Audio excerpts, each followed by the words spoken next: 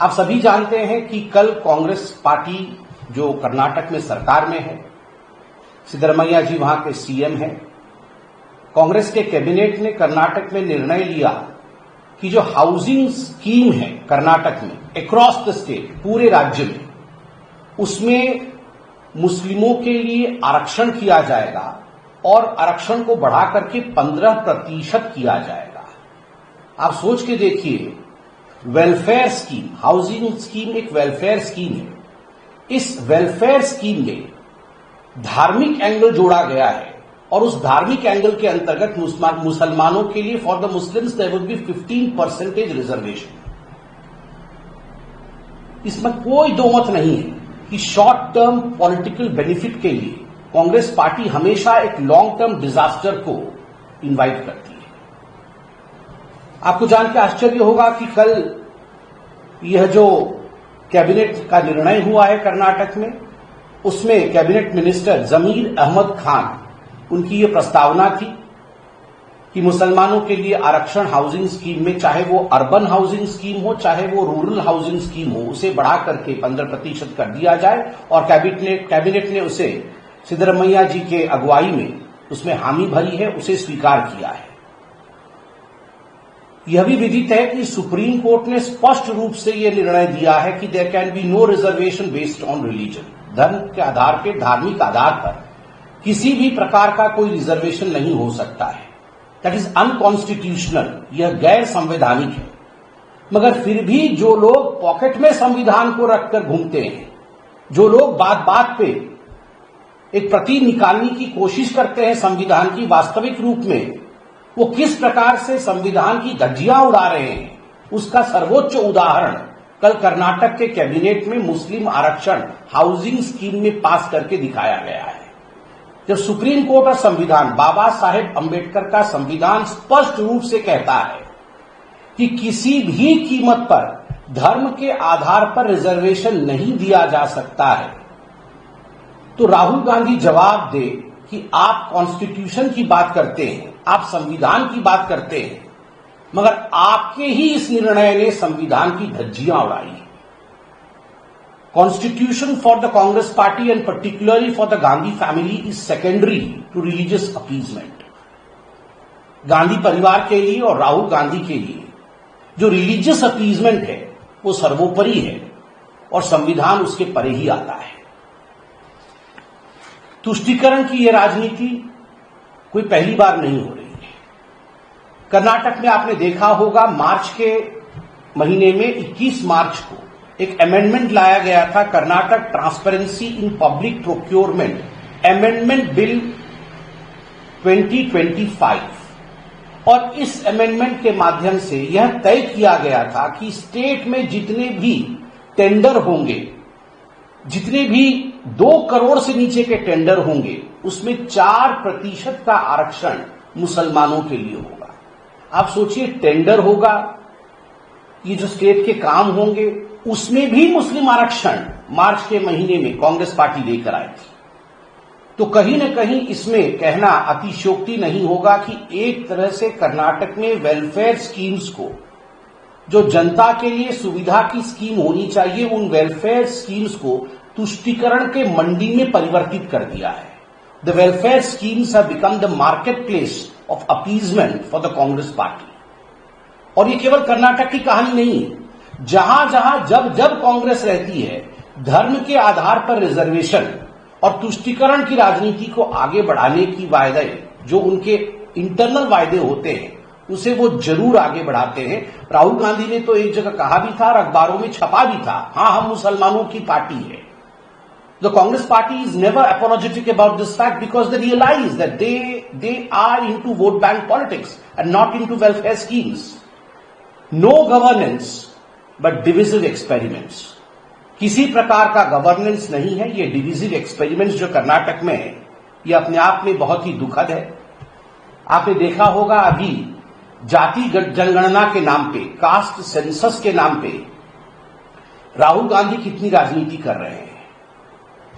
और अभी कुछ दिनों पहले हमने देखा कि जो जाति जनगणना कर्नाटक की सरकार ने, सिद्धरमैया जी की सरकार ने कर्नाटक में किया था, उसमें लगभग 165 करोड़ रुपए, 165 करोड़ रुपए खर्च हुए थे.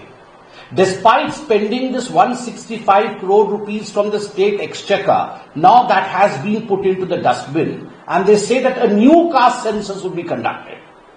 अब सिद्धरमैया कह रहे हैं कि एक नया कास्ट सेंसस होगा, हम उस कास्ट सेंसस को खारिज करते हैं. और जब सिद्धरमैया जी को और कांग्रेस पार्टी को कर्नाटक में घेरा गया, तो सिद्धरमैया जी का वक्तव्य था कि ये मेरे या मेरे कैबिनेट का निर्णय नहीं है, ये कांग्रेस के हाईकमान का निर्णय है. ये हाईकमान का निर्णय है कि पुराने कास्ट सेंसस को हम पीछे रखेंगे और एक नया कास्ट सेंसस करेंगे. क्यों?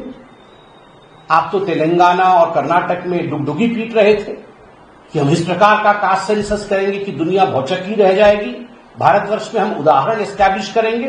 ये 165 करोड़ रुपए खर्च करने के पश्चात आपके कास्ट सेंसस में ऐसी क्या त्रुटियां थी या ऐसा क्या खामी उसमें निकला कि आपको उसे रद्द करना पड़ा, आप उसे सार्वजनिक नहीं कर पा रहे हैं और दोबारा कास्ट सेंसस कर रहे हैं? इसके पीछे भी तुष्टीकरण की कहानी है. ये जो हाउसिंग स्कीम, ये जो आपके टेंडर में रिजर्वेशन और अब ये जाति जनगणना में भी, ये हर जगह द बैकबोन इज अपीजमेंट. हर जगह तुष्टीकरण है, तभी आज कास्ट सेंसस कर्नाटक सरकार रिलीज नहीं कर पा रही है. और खुद कर्नाटक सरकार के जो अंदर के लोग हैं वो इसके खिलाफ आवाज उठा रहे हैं. ये जो यू टर्न हुआ है, लीक्स रिपोर्ट भी है, जो रिपोर्ट हुई थी उनकी लीक्ड वर्जन्स भी हमारे पास है. उसमें क्या हुआ है, बड़ी दिलचस्प बात है. 2015 में जो सेंसस हुआ था उसमें मुसलमानों की संख्या कर्नाटक में 12.6% के लगभग था. उसके बाद जो नया सेंसस हुआ है, उस नए सेंसस में इस संख्या में बहुत बड़े इजाफा को देखा गया है. 12.6% से बढ़कर के वो लगभग 18.08% हुआ है. आप सोच के देखिए इतना बड़ा जंप कैसे हो सकता है.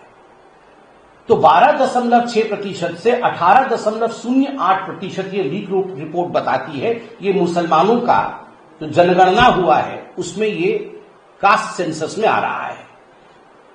और जितने भी मुसलमान के जाति हैं उनको सिद्धरमैया जी की सरकार ने रिजर्वेशन के अंतर्गत श्रेणी 2B में दाखिल किया है. 2B. And after putting them all in 2B, OBC 2B, recommendation था कि ओबीसी 2B का आरक्षण 4% से बढ़ाकर के 8% कर दिया जाए ताकि सारे मुसलमान उसमें एकोमोडेट हो जाए. और आश्चर्य देखिए, कई ओबीसी जो वाकई ओबीसी हैं उनको निकाल दिया गया था, इसमें से ओबीसी कोटे में से निकाल दिया गया था. मुस्लिमों को उसमें ऐड किया गया और उसे बढ़ाने की कवायद चल रही थी. और ईडब्ल्यूएस का कोटा वही 10% पे फिक्स है.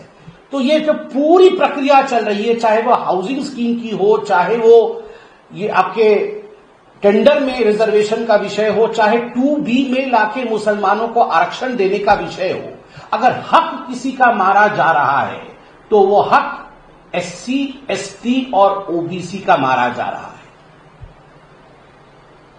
The SC, ST and OBC of Karnataka in fact have been kept bereft of their rights, and on their rights stands the politics of vote bank and appeasement. And that's the reason as to why every SC, ST and OBC of Karnataka should realize, उनको ये जानने की आवश्यकता है कि आखिर उनके साथ कर्नाटक की कांग्रेस सरकार किस प्रकार का अन्याय कर रही है. लीक रिपोर्ट के हिसाब से जो कास्ट सेंसस किया था, वो कलिंगा समाज और लिंगायत समाज ये कर्नाटक के बहुत बड़े समाज हैं. इनका एक बहुत बड़ा कंट्रीब्यूशन रहता है कर्नाटक में डेवलपमेंट के लिए और सामाजिक न्याय के लिए. और आप देखिए, शायद इन्हीं कारणों से जाति जनगणना को कर्नाटक की सरकार ने अब पीछे हटा दिया है, क्योंकि जो लीक रिपोर्ट से उसमें दिखाया गया है कि वीर शैव लिंगायत जो पहले की रिपोर्ट में लगभग 18 से 22% थे, इस बार के रिपोर्ट में घट करके 11% हो गए. 9 पूर्व चीफ मिनिस्टर रहे हैं लिंगायत समाज के. 9 former chief ministers belong to the Lingayat community. That is the importance of this community. They were previously 18 to 22%, and the leak report show that the present percentage approximately has come down to 11%. Similarly, as far as the Vukkalinga community is concerned, पुराने census के अनुसार Mysuru reason इत्यादि को मिलाकर के लगभग 16% उनकी जनसंख्या थी। अब के रिपोर्ट में जो लीड रिपोर्ट है उसमें उसे घटा करके 10.29% कर दिया गया है, 10.29%। 7 पूर्व सीएम, 7 फॉर्मर सीएम रहे हैं वुक्कलिंगा कम्युनिटी से। तो मुस्लिम तुष्टिकरण के कारण ये जो वीर शैव लिंगायत और वुक्कलिंगा कम्युनिटी के साथ अन्याय किया गया है, इसी के कारण से कहीं न कहीं कांग्रेस को यह महसूस हो रहा है कि उन्हीं का कास्ट सेंसस कहीं ऐसा न हो कि उन्हीं को जख्म देकर जाए। तभी 165 करोड़ खर्च करने के बावजूद उसे रद्द किया जा रहा है और दोबारा कास्ट सेंसस की बात की जा रही है, जबकि सेंटर खुद ही कास्ट सेंसस कर रही है। सेंटर कास्ट सेंसस कर रही है तो कर्नाटक को उसके ऊपर फिर से रीइंपोज करके कास्ट सेंसस करने की क्या आवश्यक है, जबकि आपने कास्ट सेंसस किया और वो फेल हो गया। इसका भी उत्तर देना चाहिए। When appeasement forms the backbone of politics, remember, the shortcut does not last long. It is bound that you will tumble and fall down, and people are not going to accept these unconstitutional means. जब आप तुष्टीकरण की राजनीति के सहारे आगे बढ़ने की कोशिश करते हैं तो याद रखिए, इस बार 99 पे थे, अगली बार 9 पे होंगे। धन्यवाद।